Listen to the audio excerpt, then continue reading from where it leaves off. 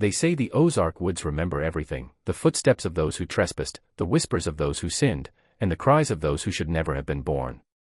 The deeper you go, the quieter it gets, until even the wind seems to hold its breath. That's where the old cabin stands, or what's left of it, half swallowed by vines, its timbers sagging under the weight of secrets too foul to speak aloud. The morning mist hung thick over the Ozark backwoods, coiling around the trees like a living thing. For miles, the forest stretched untouched, its silence broken only by the crunch of boots against frost and the faint hiss of breath. It was hunting season, though few dared to wander this deep. The locals spoke of the hills as if they were cursed, land that swallowed compasses and twisted paths until they looped back on themselves. But Hank Dillard had hunted these woods his whole life, and on that gray morning, he followed the trail of a wounded deer further than he ever had before. The animal's blood left a thin red thread through the underbrush, pulling him toward a slope thick with cedar and shadow. At first, he thought it was a mirage. The shape emerged slowly from behind the trees, a cabin so old it seemed to be growing out of the earth itself. Moss crawled up its sides, and its roof sagged under the weight of years. One shutter hung loose, flapping with a sound like soft breathing. Hank paused, every instinct urging him to turn back. The air around the place felt wrong, heavy, like the forest was holding its breath. But curiosity is a dangerous thing in places where time forgets to move, and Hank stepped closer, rifle raised, eyes scanning for movement. The door was half open. A faint smell seeped out, the scent of rot and rain-soaked timber, mixed with something metallic. He called out once, his voice cracking the stillness, but the only answer came from a crow perched above the roof, its cry slicing through the air before it took off into the fog. Hank pushed the door open with the barrel of his gun. The hinges shrieked in protest. Inside, the cabin was swallowed in dust and cobwebs, the air thick with age. Everything seemed frozen mid-breath, a table with a cracked plate, a chair tipped on its side, a rusted lantern hanging from a hook. On the far wall, strange symbols were carved deep into the wood, spiraling patterns that seemed to pulse when the light shifted. He stepped further in, and the floorboards groaned beneath his boots. A cold draft slipped from somewhere below, carrying with it the faintest whisper, too low to make out. Hank's flashlight cut through the dimness and landed on something on the floor, an old leather-bound book, half buried under dust. He crouched to pick it up, brushing away the grime. The cover was embossed with initials, JC. He flipped it open, and the first page made his breath catch. It wasn't a diary or a ledger. It was a record, of births, marriages, and deaths, all under the same family name. The deer trail forgotten, Hank realized he had found something far older, and far more dangerous, than he had ever come looking for. Hank turned the pages slowly, the paper so brittle it threatened to crumble beneath his fingers. Each line was written in a tight, looping script that seemed to tremble, as if the writer's hand had never been steady. The ink had faded to a reddish-brown, the color of dried blood, but the words were still legible enough to tell their story. At first, it seemed harmless, a family journal, perhaps kept by someone long gone. The early entry spoke of harvests, births, and the struggles of surviving the harsh Ozark winters. Yet as Hank flipped through the pages, the tone began to change. The writing grew frantic, the entries shorter, almost feverish. The dates started to blur together, repeating in strange sequences, as though time itself had become confused. Tucked between two pages was a folded piece of yellowed parchment, and when Hank unfolded it, a rough sketch stared back at him, a family portrait crudely drawn in charcoal. The faces were distorted, not by accident, but by intention. Eyes too close together, jaws elongated, smiles stretched into something neither human nor kind. Beneath the drawing, someone had scrawled 4 words, "The blood must stay pure." Hank felt his stomach tighten as he stared at it. The air in the cabin grew colder, pressing against his skin like a warning. He placed the sketch aside and returned to the journal. The next pages were filled with names, the same few, over and over. Jonah, Ruth, Clara, Ezekiel. Sometimes the surnames changed, but the first names never did. The dates overlapped in impossible ways. Children were born before their mothers were old enough to bear them, and death records appeared beside new births with matching initials. It was as if one family had been marrying and breeding within itself for generations, repeating its own reflection until the line blurred beyond recognition. Then Hank reached the middle of the book, where a new kind of entry appeared, less about people and more about faith. The father of the woods watches, one line read. Another said, his gift is the blood that binds. The handwriting had changed by then, more erratic, words slanted like they were carved in haste. Some pages were torn, others smudged with what looked like soot or ash. On one page, pressed between the lines, was a small lock of hair tied with a faded red thread. Hank didn't want to touch it, but he couldn't look away. A noise behind him made him spin, a creak, deep and hollow, from somewhere beneath the floorboards. The journal slipped from his hand and hit the ground with a dull thud, opening to a page marked with a single, chilling phrase, "He married her to keep the promise." The cabin fell silent again, but the feeling that something was listening did not fade. Hank crouched beside the fallen journal, his flashlight beam trembling as it swept over the open pages. The family record stared back at him, dense with looping handwriting and strange ink marks that looked almost like veins running through the paper. The family tree filled an entire spread, drawn with dark lines and branching names that wound together until they formed something closer to a web than a lineage. He followed the roots upward, tracing generations of the same handful of names, Jonah, Ruth, Clara, Ezekiel, repeated in endless cycles. Sometimes the connections crossed, linking father to daughter, uncle to niece, and then back again, like the branches were folding inward instead of growing out. The deeper he looked, the less sense it made, and yet, the more deliberate it all seemed. The ink at the center of the page was fresher, darker, as though rewritten more recently than the rest. There, circled twice and underlined, was a name, Jonah Clay. Next to it, in the same hand, another, Mary Clay, with a faint notation scrawled beneath it.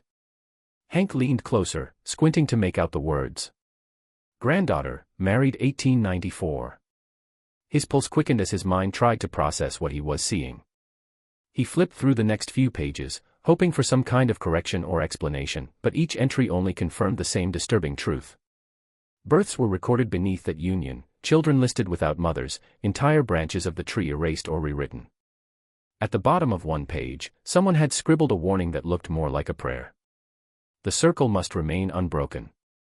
Purity in blood, purity in flesh. The same phrase appeared again and again, written with varying pressure, sometimes in shaky, childlike script, other times so hard the pen had torn the paper. It wasn't just obsession, it was doctrine, a rule etched into the bones of the family itself. Hank felt a chill crawl up his neck as he realized this wasn't simply a record of who they were, but what they believed. He turned one final page and froze. There was a sketch drawn in the same dark ink, two figures standing beneath a crooked oak tree. The man's face was lined and hollow, but his eyes were sharp, watching. The young woman beside him looked no older than 16, her features eerily similar to his, almost identical. Beneath them, written in neat, deliberate letters, were the words, "Our union is eternal, our blood untainted." The meaning was unmistakable. Hank slowly closed the journal, his hands shaking. The woods outside had gone completely still, and for the first time, he understood why the stories about the deeper Hank read, the more the words took on a feverish rhythm, as though the writer had been racing against something unseen. The earlier records of marriage and birth began to give way to passages filled with symbols and invocations, their meaning obscured by the passage of time and madness. He read of a belief passed through the generations, one that claimed their bloodline was touched by a divine gift, a sacred purity that set them apart from the world. It began with Jonah Clay, who had preached to his family that the outside world was tainted and that only through keeping their blood pure could they preserve the power given to them. The journal described ceremonies conducted in the moonlight, rituals of blood and soil, and oaths sworn to something they called the Father of the Woods. As Hank turned another page, a small pressed flower fell out, brittle and blackened with age. Beneath where it had rested, the ink had bled into the page, forming dark stains that shaped a crude circle of words. They spoke of the pure line, a term repeated so often it seemed to take on the weight of scripture. Jonah's writings described this pure line as both a blessing and a burden, something that demanded loyalty above reason, sacrifice above compassion.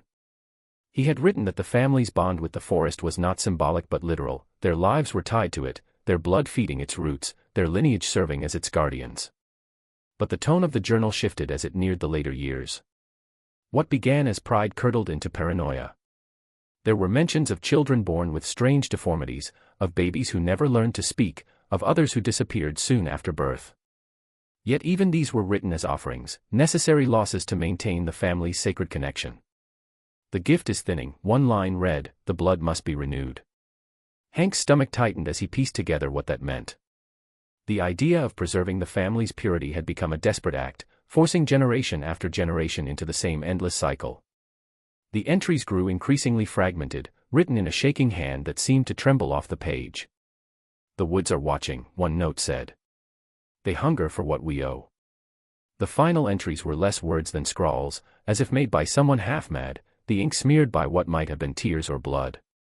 It ended with a single, haunting sentence: "The Father is pleased." The line remains unbroken. The moment Hank read it, a gust of wind swept through the broken window, scattering dust across the journal's pages as if the woods themselves were listening to the story unfold once more. Long before Hank ever stepped into the woods, the people in the nearby towns had already learned not to ask too many questions about what lay beyond the tree line. The Ozark backwoods were beautiful in daylight but carried a darkness that seemed to thicken at night. Over the years, stories had circulated through diners and church pews about hunters who vanished without a sound, campers who left their fires burning but never returned, and children who swore they heard voices whispering their names from the forest edge. The locals treated these tales like folklore, the kind that kept kids from wandering too far. But deep down, most of them knew there was truth buried somewhere beneath the exaggeration. The disappearances always happened near the same patch of woods, a dense tangle of cedar and oak that locals called Clay Hollow. It was said that no compass could find true north there, and that animals refused to nest within its boundaries. Old-timers whispered that the land itself was cursed, not haunted by ghosts, but by something older, something that fed on memory and blood. When the sheriff's deputies searched for missing hikers, they'd find personal belongings scattered near the same creek bed: a torn shirt, a shoe half buried in mud, once even a hunting rifle snapped clean in two. But they never found bodies, only the eerie sense that they were being watched from just beyond the trees. In the 1970s, a team of surveyors tried to map the area for a potential logging route. They didn't last 2 days. The foreman returned alone, wild-eyed, muttering about a cabin that shouldn't exist, about walls covered in carvings and a smell of rot that clung to his skin no matter how many times he washed. The company abandoned the project, and the story faded into rumor, another ghost tale to tell around campfires. But the locals never forgot the name he whispered before he left town for good: Jonah Clay. It was a name that had appeared too many times in too many stories. As the decades passed, Clay Hollow became a place no one entered willingly. Teenagers dared each other to spend a night there, though most never made it past the first mile before turning back, pale and trembling. The few who claimed to hear something spoke of crying, faint, childlike sobs carried on the wind, and once, a voice that said, clear as day, "The blood remembers." No one believed them outright, yet no one doubted them either. By the time Hank found the cabin, the woods had already swallowed generations whole, leaving behind nothing but fear, silence, and the faint echo of names that refused to die. It was nearly 50 years after the last recorded disappearance when a stranger arrived in town, a woman no one recognized but everyone remembered. She came quietly, just after dawn, driving an old pickup that looked as though it had crawled out of another century. Her name, she said, was Marion Clay. The surname alone was enough to stir the old unease that still lingered like smoke in the town's memory. She rented the abandoned farmhouse on the edge of Clay Hollow, a place where even trespassers refused to linger. At first, the townsfolk thought she was just another eccentric, the kind of person drawn to forgotten places for the solitude. But it didn't take long before her presence began to unearth the past the town had worked so hard to bury. Marion was quiet, polite in the way that made people uncomfortable. She rarely came into town, except to buy supplies: candles, matches, old tools, sacks of salt. The storekeeper said she always paid in cash and spoke with a strange, old-fashioned dialect, like the words had been learned from someone long dead. She kept to herself, but those who saw her up close noticed her uncanny resemblance to the faces in the faded photographs that still hung in the county archives. The same pale eyes, the same sharp cheekbones that had belonged to the Clays of the old records. Some joked that she might be a descendant, though most said the Clay line had ended decades ago. Others weren't so sure. At night, faint lights could be seen flickering in the windows of the farmhouse, long after the rest of the town had gone dark. A few curious locals claimed to have heard chanting or the low hum of what sounded like voices in unison. One teenager who tried to sneak close to the house swore he saw Marion standing in the yard, staring up at the tree line, her hands raised as if in prayer. The next morning, he was gone for nearly a day, found wandering a mile from the woods, barefoot and silent, unable to remember what had happened. Rumors spread fast after that. Some said she was searching for the same blood her ancestors had worshipped, others that she was trying to summon them back. The sheriff paid her a visit once, more out of concern than suspicion, but he didn't stay long. When asked later what he saw, he simply said her eyes didn't look right, like they belonged to someone else entirely. After that, no one went near the farmhouse again. And yet, every few nights, the same pale light could be seen glowing through the trees, as if the woods themselves were answering her call. The first bones were found by accident. A group of forestry workers had been sent to mark trees for clearing near the edge of Clay Hollow, an area that had long been considered too eerie to touch. The project had been pushed through quietly, part of a county initiative to reclaim unused land. No one wanted to be the one to go, but orders were orders, and the crew moved cautiously through the mist-heavy woods, keeping their radios close and their voices low. It was just before noon when one of them, a man named Rob Ellison, struck his shovel against something that didn't sound like rock or root. The dull crack that followed echoed through the trees, and when he knelt to brush away the soil, what he uncovered was small, round, and pale. It took him a moment to realize it was a skull. At first, they assumed it was an animal, maybe a deer or a stray dog. But when the dirt cleared, the truth emerged with a chill that seemed to drain the warmth from the air. The skull was unmistakably human, yet wrong, the eye sockets too wide, the jawline misshapen, as though it belonged to something that had never fit inside any known category. The men called the sheriff, who arrived with 2 deputies and a forensic team from the nearest city. By the end of the day, they had uncovered at least 6 sets of remains buried in a shallow pit less than 100 yards from the old Clay property line. Some were adult, others small enough to belong to children. A few were fused in ways that defied explanation, the bones twisted or doubled, as if 2 bodies had been born into one. The discovery made local headlines, and for the first time in years, the town's old stories were spoken aloud again.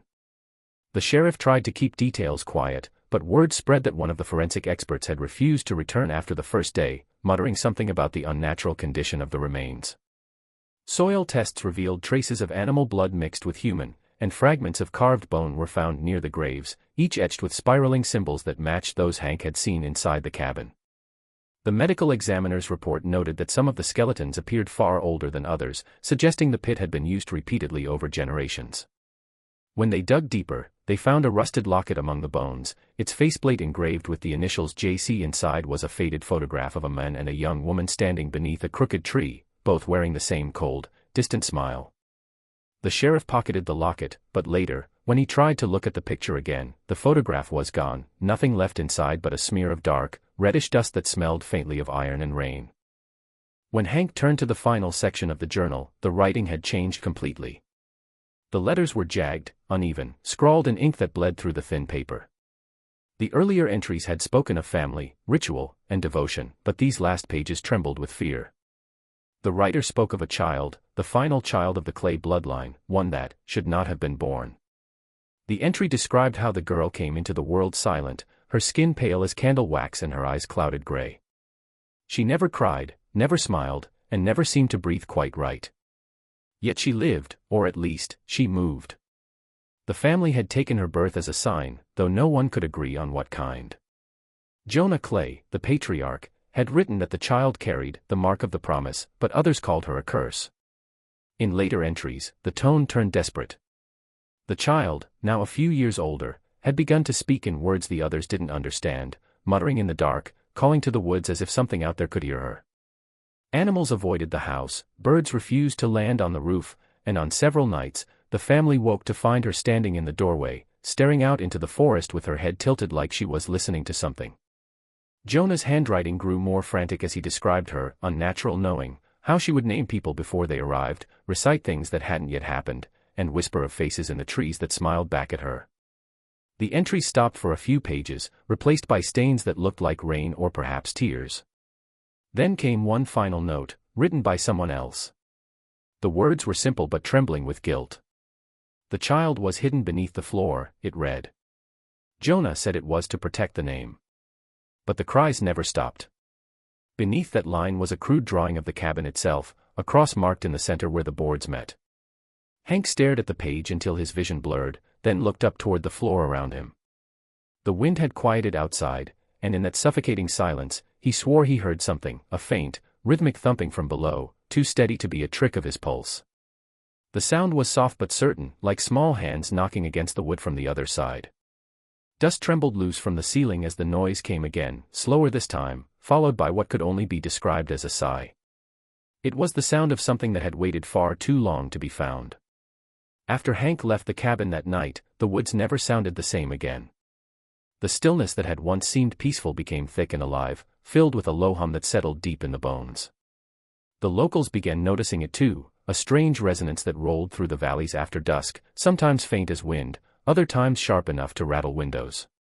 It came without warning, often on nights when the moon was veiled or gone entirely.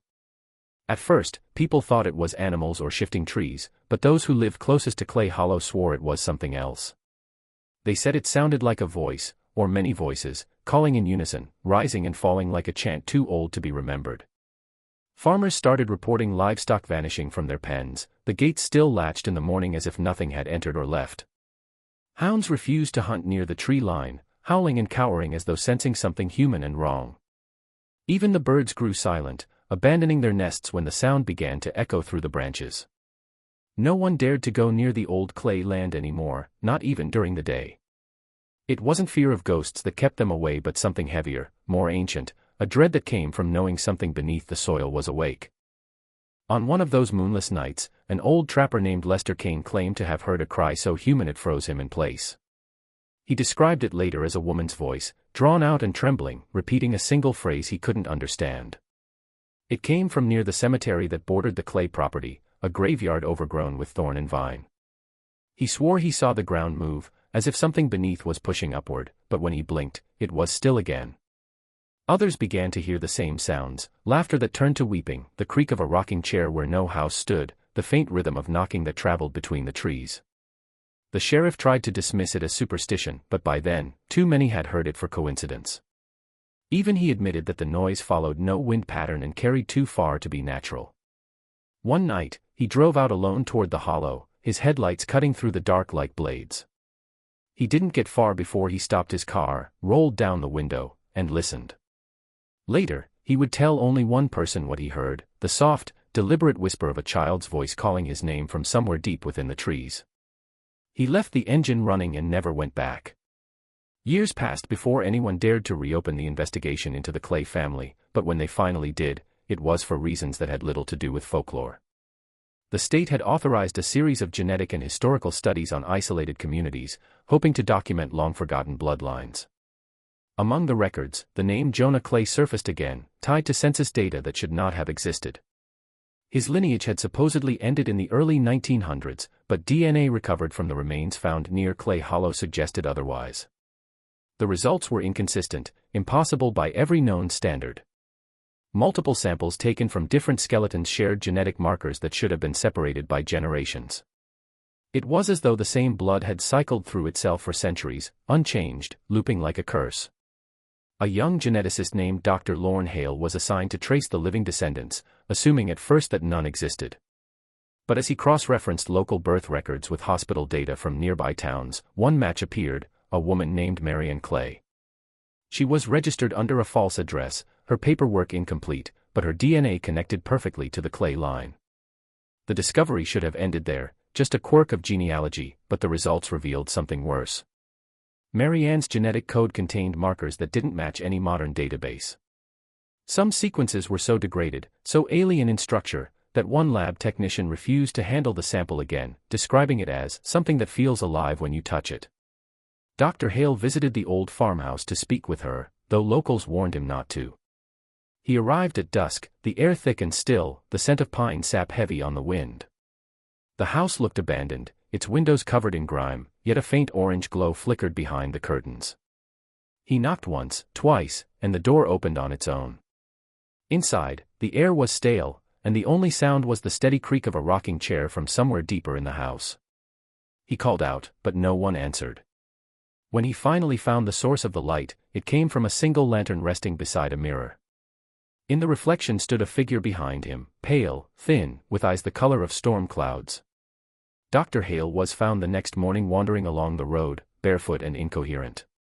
He couldn't recall what had happened inside the farmhouse, only that he'd seen his own face in the mirror, and it was not alone. DNA tests later confirmed that the sample taken from his skin after the incident matched not only his own but also the genetic signature of Jonah Clay. The bloodline, it seemed, had never ended at all.